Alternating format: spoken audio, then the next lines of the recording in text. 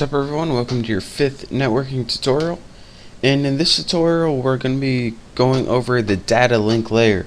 Now if you remember your OSI model, let me bring it up.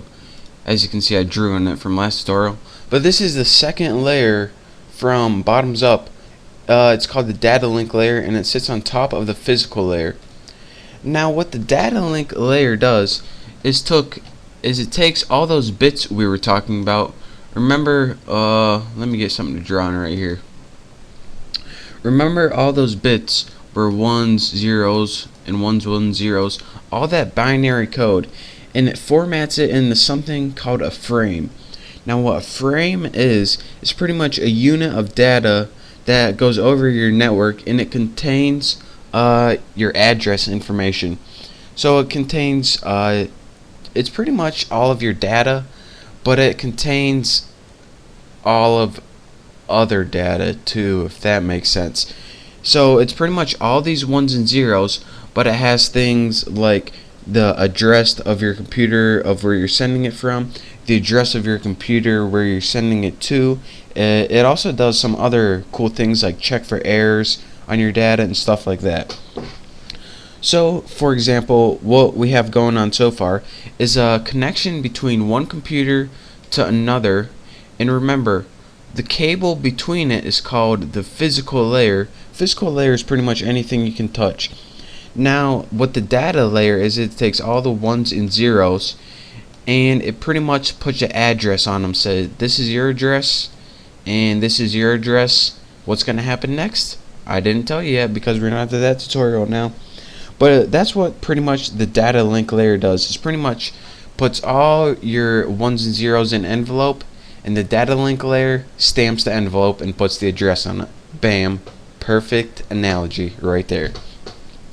So another thing that the data link layer does is it checks for incoming like duplicate signals or anything like that. And if like it gets a duplicate signal or like only a part of the signal is received, then it says, whoa, take it easy, Bessie.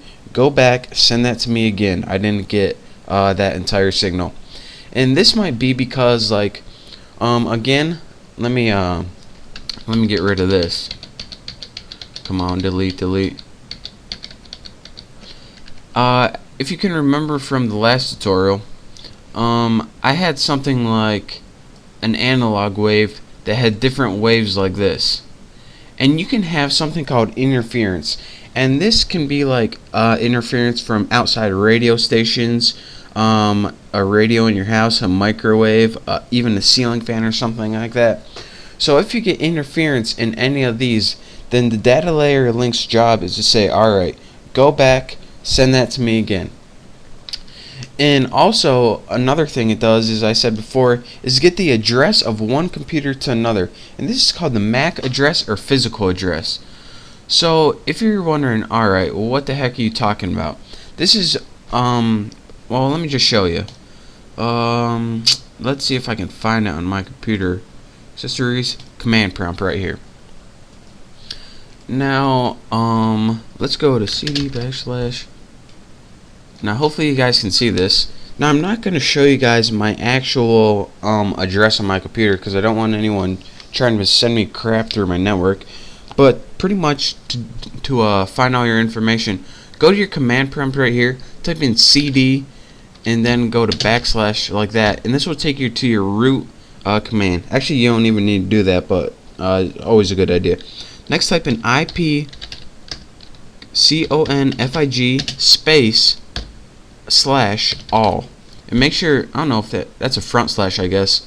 Then press enter. Now once you press enter, this is going to list all of your address that your data link layer uses. Now I'm not showing you guys, there's actually stuff on the right side of here, but I'm not going to show you guys what any of that is. And your physical address is the address that your that's the one your data link layer uses. It actually uses all these addresses right here.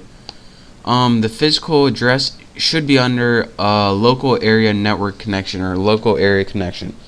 So that is pretty much the addresses that the data link layer uses. That's just a nice little side note. You don't really need to know that.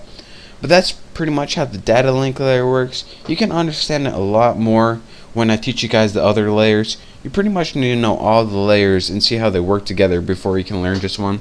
But that's a nice little side tutorial. So again, learn the data link tutorial.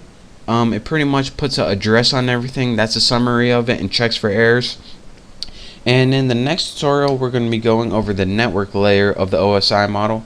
So I hope you guys enjoyed. Make sure how to learn how to do the command prompt, and I will see you next time. Thanks.